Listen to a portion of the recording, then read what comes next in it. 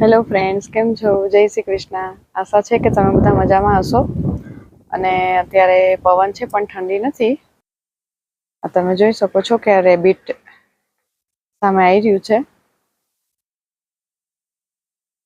અહીંયા આવી રીતે રોડ ઉપર બહુ બધા રેબિટ ફરતા હોય છે. અને સરસ મજાના સૂર્યનારાયણ છે. અત્યારે સાંજના 6:15 જેવું થયું છે. તો ફ્રેન્ડ્સ, વેધર એકદમ સરસ છે. મેં તમને આજનું વેધર બતાવી દીધું. અને આશા છે કે તમે બધા મજામાં હશો. તો સૌથી પહેલા તો તમારો બધાનો ખૂબ ખૂબ ધન્યવાદ કે તમે મારો આટલા બધા વિડીયો જુઓ છો અને પસંદ કરો છો અને આટલી સપોર્ટ કરો છો. અને તમે લોકો જે કમેન્ટ કરો છો એ કમેન્ટ હું રીડ કરું જ છું. ઘણા લોકો સારી આશીર્વાદ પણ આપે છે. તો તમારા બધાનો ખૂબ ખૂબ ધન્યવાદ. અને કાલે મેં જે PR નો વિડીયો અપલોડ કર્યો હતો કે નવો જે PR પ્રોગ્રામ છે એના રિલેટેડ હતો. તો આજનો જે વિડીયો છે એ છે કે વર્ક પરમિટ. તો વર્ક પરમિટ એવી વસ્તુ છે કે લોકો જલ્દી કેનેડા આવી શકે. તો આજનો જે વિડીયો છે એ કેનેડિયન ગવર્મેન્ટે ન્યૂ રૂલ બહાર પાડ્યો છે, ન્યૂ વર્ક પરમિટ રૂલ્સ. તો આપણે એના રિગાર્ડિંગ વાત કરવાના છીએ. તો ફ્રેન્ડ્સ, જે લોકોને વર્ક પરમિટમાં આવવું હોય એની માટે આ એકદમ ગુડ ન્યૂઝ છે. તો આમાં LMAની જરૂર નથી. LMIA જે આપણે લેતા હતા એને પહેલાં ESDCમાં અપ્રૂવ કરવો પડતો હતો. એનો ટાઈમ લાગી જતો હતો. તો હાલ જે ગવર્મેન્ટે રૂલ બહાર પાડ્યો છે એની અંદર LMIAની જરૂર નથી. તો સૌથી પહેલાં તો આપણે વાત કરીશું કે આ જે છે ને એક પાયલોટ પ્રોગ્રામ છે. તો પાયલોટ પ્રોગ્રામ એટલે લિમિટેડ ટાઈમ માટે જ એ લોકોએ બહાર પાડ્યો હોય. તો આ જે પ્રોગ્રામ છે એ એપ્રિલ 2026 સુધી ચાલવાનો છે. તો એ સારી બાબત છે. અને આમાં હવે આપણે જે વાત કરીશું રિક્વાયરમેન્ટ અને એલિજિબિલિટીની પણ વાત કરીશું આગળ. તો આ જે પ્રોગ્રામ છે એ આઉટસાઇડ કેનેડા અને ઇનસાઇડ કેનેડા બંને લોકો એપ્લાય કરી શકે છે. કે જે લોકો અહીંયા સ્ટુડન્ટ વિઝા પર હોય અને એને વર્ક પરમિટ કે આગળ પ્રોગ્રામમાં એપ્લાય કરવું હોય કે કોઈની વર્ક પરમિટ પતી ગઈ હોય, બરાબર છે, તો એને એક્સટેન્ડ કરવી હોય તો એમાં પણ આ પ્રોગ્રામ ચાલે. તો આ જે પ્રોગ્રામ છે એ જો ઇનસાઇડ કેનેડામાં તમે છો, મેં તમને જે રીતે કીધું કે વર્ક પરમિટ તમારી એક્સપાયર થઈ ગઈ હોય તો પણ તમે આ પ્રોગ્રામમાં એપ્લાય કરી શકો છો. તો હવે જે આપણે વાત કરીશું કે આ પ્રોગ્રામનું નામ શું છે. તો ઇનોવેશન સ્ટ્રીમ પાયલોટ પ્રોગ્રામ છે. આનું નામ છે ઇનોવેશન સ્ટ્રીમ પાયલોટ પ્રોગ્રામ, બરાબર છે. તો આ જે પ્રોગ્રામ છે એ હાઈ સ્કિલ ઓક્યુપેશન માટે છે. કે જે લોકો સ્કિલ પર્સન જે છે કે જે નો કોડ 0A-Bમાં આવે છે. અને આપણે ન્યૂ ટી સ્ટ્રક્ચર પ્રમાણે ગણીએ તો 0, 1, 2, 3 કેટેગરીમાં જે લોકો હાઈ સ્કિલમાં આવતા હોય એની માટેનો આ પ્રોગ્રામ છે. તો હું તમને આગળ કંપની પણ જણાવીશ અને લિંક મેં ઓલરેડી ડિસ્ક્રિપ્શનમાં મૂકેલી છે. તો એમાં તમે ઓપન કરીને જોશો તો તમને બધી કંપનીના નામ સાથે તમને દેખાશે. તો તમે ડાયરેક્ટ ત્યાં આગળ જઈને એપ્લાય કરી શકો છો. તો આમાં એક ફાયદો એ છે કે મેં તમને આગળ કીધું એવી રીતે LMIAની જરૂર નથી. અને પ્રોસેસ જે LMIA એમ્પ્લોયર કેવું હતું કે તમે LMIA ઇસ્યુ કરો તો એમ્પ્લોયરને ESDCમાં જે LMIA પ્રોસેસ કરવાની હોય એનો પ્રોસેસિંગ ચાર્જ ને એ બધું આપવું પડે. તો એ બધું પણ ન થાય. તો થોડી સ્પીડમાં કામ થાય. હવે જો તમારી પાસે તમારી પાસે નોલેજ છે, હાઈ સ્કિલ છે, તો એમ્પ્લોયરની રિક્વાયરમેન્ટ જે છે એ મુજબ જો તમારું જોબ ડિસ્ક્રિપ્શન મેચ થતું હોય તો તમને આસાનીથી આમાં જોબ ઓફર મળી જાય. કે જે કંપનીએ તમે જોશો ઓનલાઈન ઓપન કરીને તો કંપનીએ જે ઓપન કર્યું હશે, કંપનીની વેબસાઇટ તમે ઓપન કરશો એટલે એની અંદર તમને એની રિક્વાયરમેન્ટ દેખાશે. તો જો તમારી રિક્વાયરમેન્ટ સાથે બંનેની મેચ થાય તો તમે આની માટે એપ્લાય કરી શકો છો. અને LMI ની જરૂર નથી. હવે આની ફીસની વાત કરીએ તો આની જે ફીસ છે $155 જ છે. $155 તમારે ફીસ પે કરવાની હોય છે.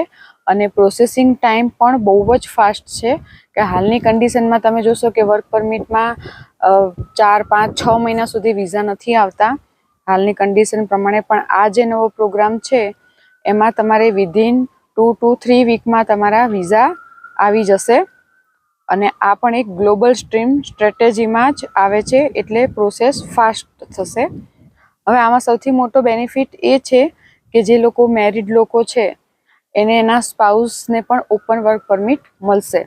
તો એ સૌથી મોટો બેનિફિટ છે કારણ કે હમણાં જ સ્પાઉસ વિઝામાં ને એ બધામાં થોડું ગવર્મેન્ટે રૂલ બધા ચેન્જ કર્યા હતા તો ઘણા લોકોને સ્પાઉસ વિઝા નથી મળતા.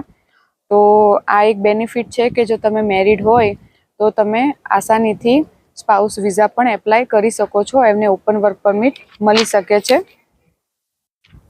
તો આ જે પ્રોગ્રામ છે એ છે employer specific program work permit છે.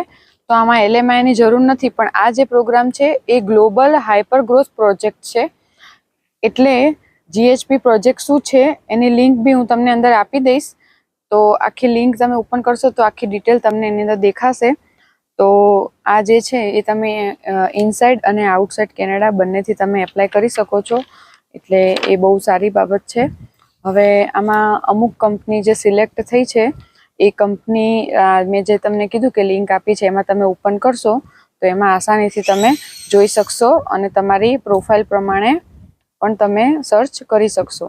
હવે એપ્લાય કરવા માટે સૌથી પહેલાં તો તમારે રેઝ્યુમે જે તમારો છે એ કેનેડિયન સ્ટાઇલ હોવો જોઈએ. કવર લેટર બરોબર બનાવો કારણ કે ઘણા લોકો અહીંયા રેઝ્યુમે સરખું નથી બનાવતા કે જેથી તમારો રેઝ્યુમે સિલેક્ટ થતો જ નથી. કારણ કે હું મારો પોતાનો એક્સપિરિયન્સ કહું કે અમારા જે રિલેટિવ હમણાં આવ્યા હતા એ લોકો આઈટીમાં જોબ શોધતા હતા તો પહેલાં એકનો એક રેઝ્યુમે બધે શેર કરતા હતા. પણ પછી ધીમે ધીમે એમને ખબર પડવા માંડી કે આમાં સ્કિલ અપગ્રેડ કરીએ અને એ રીતે આપણે સરસ કેનેડિયન સ્ટાઇલ રેઝ્યુમે બનાવીએ તો એમને આઈટીમાં જોબ મળી ગઈ. તો મેઇન પ્રશ્ન તો એ જ છે કે તમે તમારો રેઝ્યુમે અને કવર લેટર સારો બનાવો. રિસર્ચ કરો તમે. અત્યારે બહુ બધું ChatGPT છે, પછી બધા અલગ અલગ વેબસાઇટ છે તો એમાંથી જોઈને એની પણ મદદ તમે લઈ શકો છો રેઝ્યુમે બનાવવા માટે. હવે તમે એપ્લાય કરી દીધું બરાબર છે કે તમે લિંકમાંથી ઓપન કરીને તમે એપ્લાય કરી દીધી કંપનીમાં.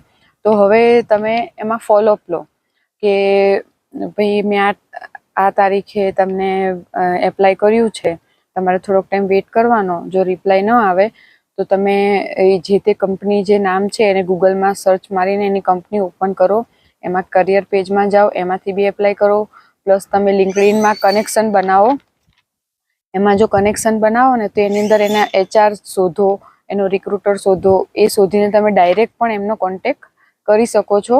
તો આ જે હું તમને કહું છું એ બહુ જ મોસ્ટ ઇમ્પોર્ટન્ટ વસ્તુ છે કે જો લિંક્ડઇનમાં તમે કનેક્શન બનાવશો તો એમાંથી બી તમને જોબ અને આ કંપનીનો જે ડાયરેક્ટ જે રિક્રુટર કે HR છે એનું બી કનેક્શન તમે કરી શકશો અને તમે ફોલોઅપ લઈ શકશો. હવે આમાં શું છે કે ભાઈ આ ટાઈપનો પ્રોગ્રામ છે એટલે એપ્લિકેશન કરવાવાળા બી બહુ બધા ઘણા હોય તો એમાં કોમ્પિટિશન બી વધી જશે. એટલે તમે તમારું જે પ્રોફાઇલ છે, તમારી સ્કિલ છે, તમારો રેઝ્યુમે, કવર લેટર એ રીતે બનાવો કે તમે કમ્પેરિઝનમાં જે કોમ્પિટિશન છે એમાં તમે અપ આવો અને તમે સિલેક્ટ થાઓ. પછી જે છે એ મેં તમને કીધું કે તમે ઈમેલ કરો બરાબર. જો તમે સિલેક્ટ થઈ જાઓ તો બરોબર વસ્તુ છે. કદાચ તમે નથી થતા તો યસ કે નો બેમાંથી એક તો તમને એ લોકો રિપ્લાય કરશે. જો તું ફોલોઅપ લેશો તો ફોલોઅપ જ નહીં લો તો તમને ખબર જ નહીં પડે કે તમે શું છે, તમારે શું કામ તમે રિજેક્ટ થયા, શું છે. તો તમે જો ફોલોઅપ લેશો તો તમને એટલીસ્ટ ખબર પડશે કે તમારી ભૂલ ક્યાં છે, શું છે, શું નહીં. તો તમને નેક્સ્ટ તમને શીખવા મળશે તો તમારી સ્કિલ અને રેઝ્યુમે બી તમે અપગ્રેડ કરી શકશો. હવે જે છે એ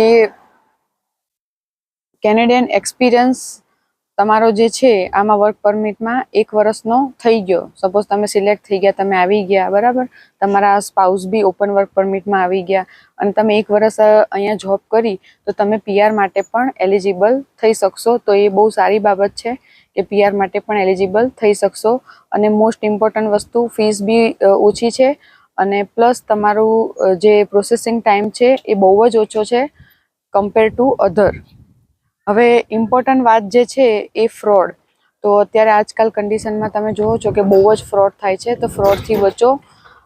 તમે તમારી સ્કિલ જે છે અને તમે તમારી સ્કિલ અને એનું જે રિક્વાયરમેન્ટ છે એમ્પ્લોયરની, એ જો તમારી મિસમેચ થાય તો તમને રિજેક્શનના બી ચાન્સ 100% છે.